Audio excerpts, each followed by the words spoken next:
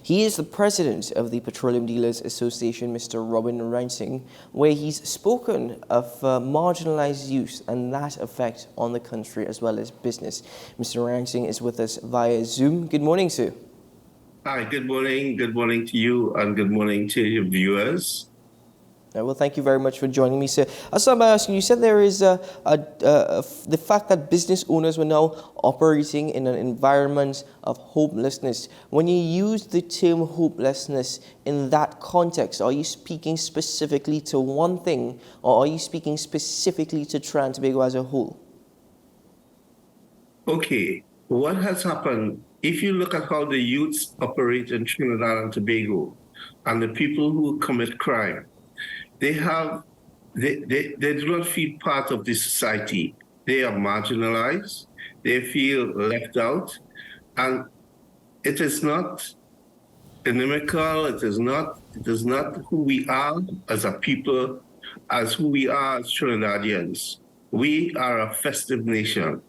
We like a lot of parties, get together, and we extend a lot of kindness to one another. But somehow or the other, there's a group of people that are left out. They do not feel they belong. And this is the hopelessness that I was referring to. Mm-hmm.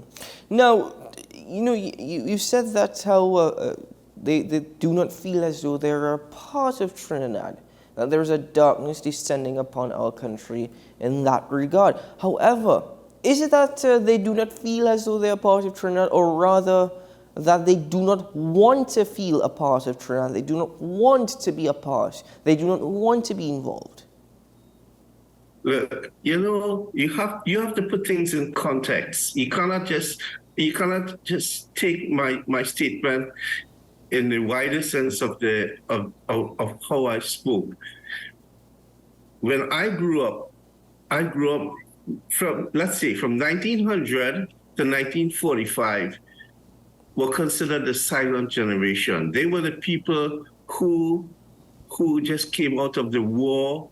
There was no productivity. Everything was very difficult for that generation.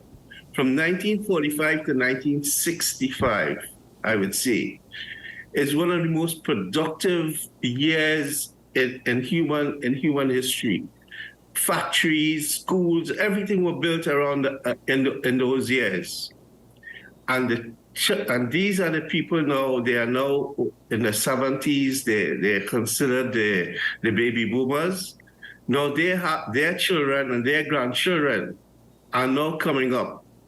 But the people who are in power, they do not wish to relinquish power. They hold on to power. They do not transfer wealth.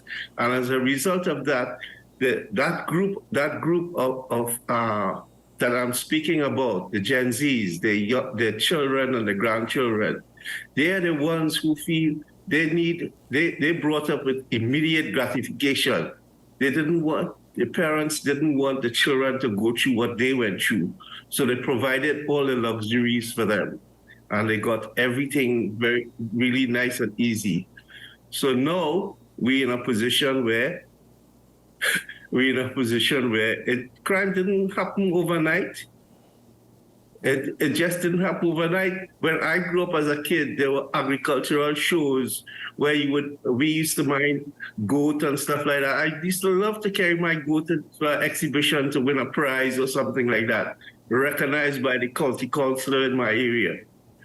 So when you stop to think about it, I used to mine chicken, used to have nice Rhode Island chicken, and the officials will go around. You have to challenge young people. You have to distract them from crime. Mm-hmm. You talk about crime boss or crime leaders. Why don't you challenge them to a cricket match, a football match, a boxing match? Why don't you show them the ways? You have to win hearts and minds. You cannot win people, like Gandhi said, an eye for an eye make the whole world go blind. You cannot fight people like that. So then, in the instance of marginalized youth, where they do not feel as though they're a part of Trinidad, certain times have changed. They have become more vocal. And you know, you know, this generation is a lot more opinionated. The issue now is, though they're vocal and a lot more opinionated, many times you speak to young people and their first mindset is to move out of Trinidad. You've also mentioned leadership, which is a very key part of this particular discussion. I'll expand on that a bit later on. But the responsibility for actually changing the mindset of marginalized youth, is it up to a paradigm shift amongst marginalized youth that they themselves now need to take themselves out of this situation? Because it seems as though leaders, past and present, have not necessarily changed anything.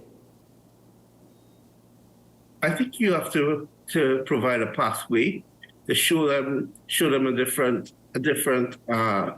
journey, a different strategy, and this is how you distract them. You have to. You see, you make laws and you have to adhere to the laws. You have to lead by example. I mean, you know, you talk about there being more argumentative or more. The thing is, criticism is good. You have to teach people how to disagree without becoming disagreeable, because we all travel the same journey. Even though the criminal might shoot me, we probably might meet up somewhere later on. It's just that my life ended prematurely, or maybe that's the way it had to happen.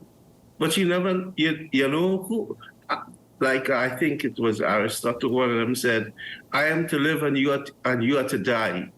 Who is better off? Mm-hmm. Now, okay. I understand why you're suggesting that we need to show them the path, but as a young individual in TNT, I will make the argument that leaders have shown us the path. They've shown us a path towards anger. They've shown us a path towards hatred. They've shown us a path towards division. But in that same breath, I will also make the argument, Mr. Narinesingh, that young people have not stood up and young people have not made a decision for themselves that this needs to change and we need to do better because we know and understand better. So pathways are being shown in the negative sense, but who's standing up and saying this is wrong and this is what we should do? You know, I like how you say that, because I'm looking at you as one of the youths of our nation. I'm looking at you to see how you have turned your life into something that is so special that you could bring to our nation ideas and people to discuss with you. You have a very big responsibility. Look at what you're doing. You don't think you are an example to a lot of young people in Trinidad? And even though there's disagreement, or you still have that charm to talk to young people in a way that they can appreciate what you're doing. Mm-hmm. Well, whilst I appreciate the compliment, and I hope I'm making some form of difference, at the end of the day, one can only do so much. It's truly up to an individual or individuals to decide where it is they want to go or what it is they want to do. And I still believe that opportunity exists, is whether or not we're actually grasping at such opportunity. But back to the core issue now of operational cost. And you've mentioned that marginalized youth, well, their actions or inaction could drive up operational cost. What is the correlation? It's simple. It's simple. Business now has to employ security guards. They have to employ, floor workers, people to supervise a store for shoplifters. And I mean, there's a myriad of expenses that goes along with this indiscipline that is taking place in business. Then there's also the fact that the damages that they do in the business, like when they destroy property and injure people, it all adds up. It adds up in human cost and economic cost and in a myriad of costs. But this is just a few. I haven't itemized all of this, But there's a lot of costs that that take place, you know. Well, I'm not totally ignorant to the situation as it relates to crime.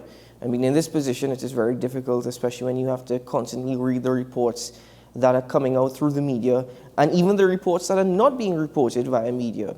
But in that sense, at the same time, Mr. Narinesingh, not much has changed. You know, we've always had to invest in security guards. We've had to invest in security cameras and burglar proofing over the years. I mean, technology has upgraded, and of course, that will come with a cost anytime you have to upgrade your facilities. But then, you know, I'm still confused. Driving up operational cost when nothing much has changed. The situation has gotten worse. But it's not to say that hiring a security guard today is going to cost $2,000 more than it did yesterday. Oh, yes, indeed. You see, if you're in business, you'd understand what I'm talking about. Remember, these security guards need a living wage. And a living wage today is, I mean, is astronomical, the way prices are. And not only that, all people need a living wage. We have to understand that, you know. I mean, look at how, if you look at nature, nature is always in balance. You know, there's always, from the time you look at somebody, you can tell you have an assessment. So when you talk in terms of business, when you talk in terms of even in your household, in your house, like you say, you burglar proof your house, you put fencing, you have electronic all of these are costs, added costs that 40 years ago you never had. And what are the solutions to ensure that these costs do not break what is already an exceedingly high ceiling? What are the solutions? The solution is to win hearts and minds. Let people look. You cannot help everyone. There are a lot of people who have defective reasoning, and as a result of that, they will act contrary to what is the mainstream behavior. The thing is, deviant behavior changes laws. You know, when people, like, for instance, they had this smoking marijuana was against the law. Then because the amount of people doing it, the politicians had to change the law, the lawmakers. So they started to relax the laws in certain states, and probably one day in Trinidad, this might occur, you don't know. But we know that deviant behavior changes laws. However, we have to adhere to laws, and we have to understand that the law is for everyone. And when you cause problem, or when you break the law and you have to pay the penalty, look at what happened in COVID. The amount of people got arrested for breaking curfew. And then they realized it wasn't really that a big deal. It's conflicting for a lot of people. And when you have people in conflict, you cause uncertainty in your land. And this is what the problem is. You have to be steadfast and make decisions that uplift people and give people an opportunity to see a brighter day. Now, I hear you, Mr. Narinesingh, but in that same regard, the laws do exist. The laws are simply not enforced. I mean, there are many times, if you take a drive, and I'm sure you've witnessed this, where people are breaking simple laws, such as traffic violations, such as driving on the shoulder. You have people that are constantly littering in public, urinating in public. You have people that are constantly using obscene language, even blasting loud music. All of these are actually enforced through the laws of Trinidad and Tobago, enacted in the laws of Trinidad and Tobago, but not enforced by the Trinidad and Tobago Police Service. And therefore, people here in TNT feel that they can get away with absolutely anything. They themselves don't adhere to the laws. And when it is they are caught breaking whatever law, there's always this excuse or this reason that this is a minor offense as compared to the bigger things that are happening, and the TTPS is choosing to target me. So all of this, and whilst I understand everything that you're saying, and I agree a lot with what you're saying, is there a need for more work for citizens to play their part and play their role rather than constantly blaming the situations amongst our leaders or even the quality of our leadership? Listen, in the scheme of things, we all agree to live as a community. We agree on what is the common good. And the common good do not trespass against other people. If we adhere to that as a society, as a community, and we adhere to those principles, obviously we will not trespass against other people. And we will make laws that people who trespass be indicted or held accountable. In Trinidad, who is held accountable for anything? Mm-hmm. So do you believe the bigger issue is everybody is guessing away with everything? Everybody knows who's doing what. We're not holding each other accountable. I'm not going to point my fingers at you because I don't want you to point your fingers at me. And therefore, we just live in a society where everybody is living in a sense of dishonesty. It's degenerative, you know. It's not uplifting, you know. You see what goes on in the highest lawmaking body in our country. Instead of dealing with issues, you deal with personality. It just doesn't make sense. It just doesn't make sense. You cannot deal with personality when you have serious issues that are affecting the whole nation. Mm-hmm. Now, earlier on I mentioned the quality of our leadership, and you yourself raised it very early in this interview, and let's put some focus there now. The actions of our leaders, and when we say leaders, we can be more specific. We have corporate leaders here in TNT, we have community leaders, we have political leaders, but oftentimes when we refer to leaders, we refer to those standing up in the sacred walls of Parliament. How do their actions, and by extension their inactions, influence how we live? Listen, this is not about Parliament, you know. This is not about politics, you know. Like you said it very succinctly. It is about leadership. Leadership is about, like you said, corporate leadership. You yourself, I mean, you're playing a very important role. And when you embrace people, regardless of status, regardless of who they are, or how much, or how they dress, or how they look, once you embrace that humanity in people, that is leadership. You don't have to say prayers or go to church or go to a pundit to tell you that. It comes naturally from the spirit, you know, from that human kindness inside of you. I don't care how you look. The most important thing is that you have something important. You are every one of us have a journey in this earth. You were born for something specific, and you are free to go after that journey, to look out for yourself and be part of a community. If you wish to be separate and apart from the community, you can go and live in isolation. Nothing wrong with that. But that's the free will that we have as human beings. Mr. Narinesingh, in your opinion, does humanity exist in Trinidad? Oh, definitely. We have a lot more nice people, a lot more kind people in Trinidad than what is reported in the news. Mm-hmm. Even though it is getting, I mean, the bad news are becoming dominant in our news cycle. There are a lot of nice people in Trinidad. So then how easy is it going to be, or how easy should it be to turn this situation around? As you said, crime didn't happen overnight, and fixing it is not going to happen overnight. But if what you've said is that, yes, there's a lot more good than bad, then what you're telling me as an individual is this should be a lot more easier than we're just making it difficult for ourselves to fix. Listen, human beings are motivated by two things: love and fear. When love and fear comes into conflict, love win out. But fear is a very powerful motivation. It causes anger, it causes a lot of hostility.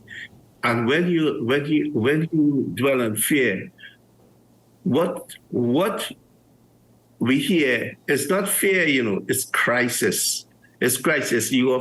People are scared to lose their home, they're scared to lose their car, their marriage, their relationship. People are scared. And that causes a lot of crisis in people. If we are able to overcome this, and let your heart open up to who we are as a people, and dispel that fear that exists right now, Trinidad could always revert to something special. Well, Mr. Narinesingh, the conversation took a different avenue, a different twist from what was intended. I mean, we really came to speak about the operational cost and how that is affected by marginalized youth. However, I will say it's not oftentimes I am actually pleased that it takes such a twist, but I am grateful this morning that we were able to expand a bit more on this topic in the way and the manner in which we did. So thank you very much for your time, and thank you very much for sharing your thoughts and opinions with us. I agree with you on many things. I certainly agree with you, but I firmly believe at the same time that it's up to the young people of Trinidad to make the change and difference rather than following the same pathways that people before us have. I'm not saying that it's necessarily negative, but we as people, we as citizens, we have a role and responsibility to play as well. And I think that we need to do a far greater job in executing such responsibilities. Thank you for having me, and it was a pleasure speaking with you. And I wish this country could, at least have a honest debate about who we are as a people, and hope that we can, could disagree without becoming disagreeable. Well said, sir. Thank you very much for your time. Take care. Keep well. Thank you. Same to you. Thank you very much. All the best.